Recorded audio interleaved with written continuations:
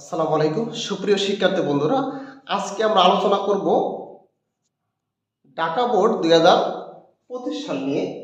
1 number item fill in the gaps. আমাদের এখানে কিছু শব্দ দেওয়া থাকবে ব্র্যাকেটের মধ্যে, উপরে একটা বক্সের মধ্যে কিছু শব্দ দেওয়া থাকবে। এই শব্দগুলো আমরা নির্দিষ্ট জায়গাতে বসাতে হবে। আমরা প্রথমে দেখি যে আই এম ফন্ড। এই ফন্ডের সাথে সাধারণত অফ বসে, এটা হচ্ছে অ্যাপ্রোপ্রিয়েট প্রিপোজিশন। ফন্ড অফ কোনো কিছুর প্রতি অনুরাগী। আই এম ফন্ড অফ অ্যাঙ্গেলিং, আমি বর্ষি পাতার প্রতি অনুরাগী। এখানে ফন্ডের পরে অফ বসবে, এটা হলো অ্যাপ্রোপ্রিয়েট প্রিপোজিশন। এটাকে আমাদেরকে মুখস্থ করে নিতে হবে। তাহলে ফন্ড অফ। আচ্ছা, হোয়েনেভার আই গেট টাইম, যখনই আমি সময় পাই, আই গো, আমি যাই। কোথায় যাই? ভিতরে না বাহিরে? যখন সময় হয় বর্ষি পাতার জন্য আমি বাহিরে যাই, তাহলে গো আউট হবে। গো আউট, এখানে এটা 2 নম্বরে হবে। গো আউট অ্যাঙ্গেলিং, আমি বর্ষি পাতার জন্য বাইরে বেরিয়ে যাই। অন লাস্ট ফ্রাইডে, গত শুক্রবারে, I went to a big lake near my village, আমি আমার গ্রামের পাশে একটি বড় হ্রদে গিয়েছিলাম। আই টুক দিস অ্যাঙ্গেলিং রড, তাহলে অ্যাঙ্গেলিং লিখতে এখানে যেহেতু ভাওয়েল আছে এ, তাহলে এখানে আমরা এখান থেকে সি নম্বরে আমরা এন বসাবো। যেহেতু এখানে ভাওয়েল আছে, ভাওয়েলের আগে আমরা ভাওয়েল সাউন্ডের আগে আমরা এন বসাবো। আই টুক অ্যান অ্যাঙ্গেলিং রড, আমি তো অ্যাঙ্গেলিং রড নিলাম, বর্ষি পাতা রড নিলাম, বেড নিলাম, আমব্রেলা নিলাম, একটা ছাতা। তাহলে আমব্রেলা লিখতে এখানে আমব্রেলা ইউ আছে, যেটা ভাওয়েল সাউন্ডের মতো উচ্চারিত হচ্ছে ইউটা, এখানে আমাদের এন বসাইতে হবে। একটি অ্যাঙ্গেলিং রড নিলাম এবং একটি আমব্রেলা, আমব্রেলার আগে এন বসবে, তাহলে এটা সিতেও বসবে এবং ডিতেও বসবে এন। আমরা বললাম light dash and other things, সামান্য রিফ্রেশ, এখানে রিফ্রেশমেন্ট, রিফ্রেশটা কি হবে? রিফ্রেশমেন্ট হবে। এখানে রিফ্রেশমেন্ট, লাইট শব্দটা এখানে অ্যাডজেক্টিভ, লাইট শব্দটা অ্যাডজেক্টিভ। অ্যাডজেক্টিভের পরে যে শব্দটি বসবে এটা বসবে সাধারণত নাউন হয়ে বসবে। তাহলে লাইট শব্দটা হচ্ছে হালকা, লাইট শব্দের অর্থ হচ্ছে হালকা, এটা হচ্ছে অ্যাডজেক্টিভ। অ্যাডজেক্টিভের পরে যে শব্দটা বসবে সেটা নাউন রূপে বসবে, কিন্তু এখানে যে রিফ্রেশ শব্দটা আছে এটা আছে ভার্ব রূপে, এটা আছে ভার্ব রূপে, এটা এখানে নাউন হয়ে বসবে। এই জন্য আমরা প্রায় বলে থাকি যে কিছু কিছু শব্দের ব্যাকরণগত বা গ্রামারের নিয়ম অনুযায়ী আমাদেরকে রূপ পরিবর্তন করা লাগতে পারে। তো এখানে এটা নাউন হিসাবে বসবে, কারণ হচ্ছে লাইট অ্যাডজেক্টিভ, অ্যাডজেক্টিভের পর শব্দটা নাউন হবে। রিফ্রেশ শব্দটা নাউন হবে refreshment and other things. I throw the hook with bait at about 8 am in the lake, আমি বর্ষির হুকটা এই লেকের মধ্যে নিক্ষেপ করলাম। তো কোনো কিছুর মধ্যে নিক্ষেপ করলে এই থ্রো শব্দের সাথে ইনটু বসে। আর ইনটুর একটা ব্যবহার আমরা জানি যে কোনো কিছুর মধ্যে গতিশীল অবস্থা যদি আমরা কোনো কাজ সম্পাদন করি তাহলে সেখানে ইনটু বসবে। যেমন আমি মাঠের মধ্যে গতি নিয়ে প্রবেশ করতেছি, ইনটু বসবে। এখানে আমি বর্ষির হুকটা লেকের মধ্যে নিক্ষেপ করতেছি, গতি নিয়ে সে পড়তেছে, এখানে ইনটু বসবে, থ্রোর সাথে ইনটু বসবে। But no fish took the bait, কিন্তু কোনো মাছে আদারটা খেলো না।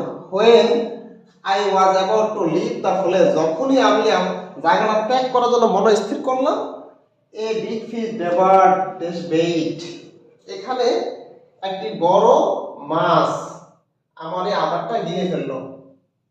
তাহলে এখানে বেইট শব্দটা একবার আসছে, বেইট শব্দ এখানে দুইবার আসছে। একটি শব্দ, আচ্ছা একটি শব্দ যদি একাধিকবার আসে, আগে একবার এসেছে পরে যদি আবার শব্দটি আসে, ওই শব্দটাকে নির্দিষ্ট করার জন্য দি ব্যবহৃত হয়। একটি শব্দ প্রথম একবার প্যাসেজের মধ্যে আসছে তখন এই শব্দটা অনির্দিষ্ট, দ্বিতীয়বার যখন আসবে, তৃতীয়বার যখন আসবে তখন শব্দটা নির্দিষ্ট হয়ে যাবে। আর নির্দিষ্ট শব্দের আগে দা বসে। এখানে আমাদের জি নম্বরে কি বলবে? দা বসবে, জি নম্বরে দা বসবে। এখানে ই নম্বরে বসছে কি?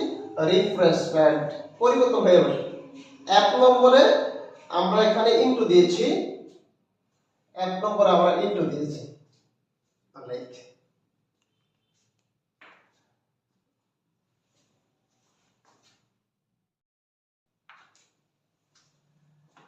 আই ফেল স্পিরিটেড, আমি প্রাণ ফিরে পেলাম বা আমার মধ্যে একটা আনন্দ সঞ্চালিত হলো।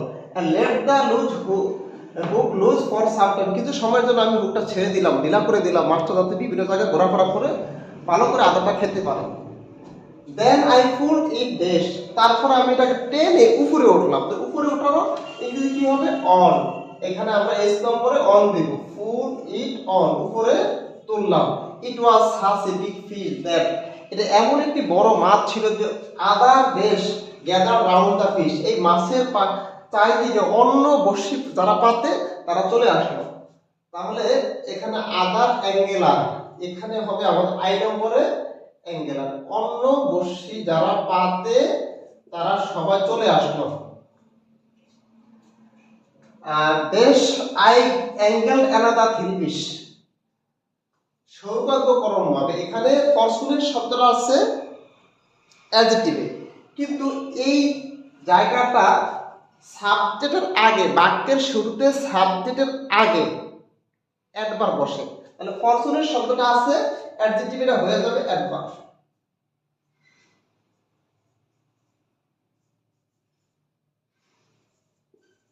ফরচুনেটলি, ফরচুনেটলি, তাহলে যে নম্বরে হবে ফরচুনেটলি, সৌভাগ্যক্রমে, সৌভাগ্যক্রমে I angle another three fish, আমি আরো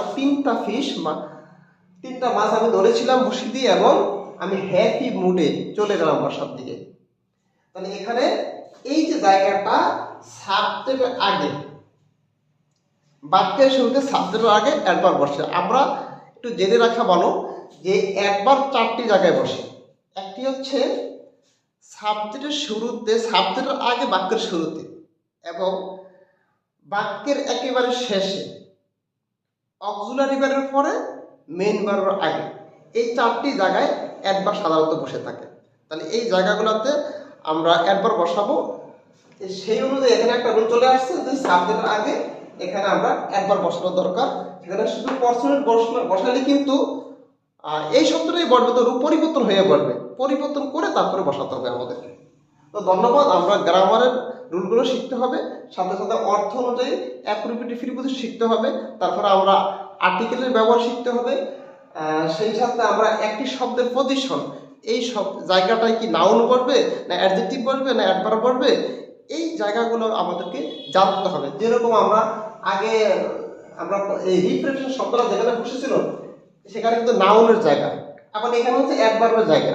তো কোন জায়গাতে কোন শব্দটা বসবে সেটা আমাদেরকে জানতে হবে। তো ধন্যবাদ সুপ্রিয় শিক্ষার্থী বন্ধুরা, তোমরা এই চ্যানেলের সাথে লেগে থাকলে আশা করি এরকম বিভিন্ন খুঁটিনাটি বিষয়গুলো জানতে পারবে।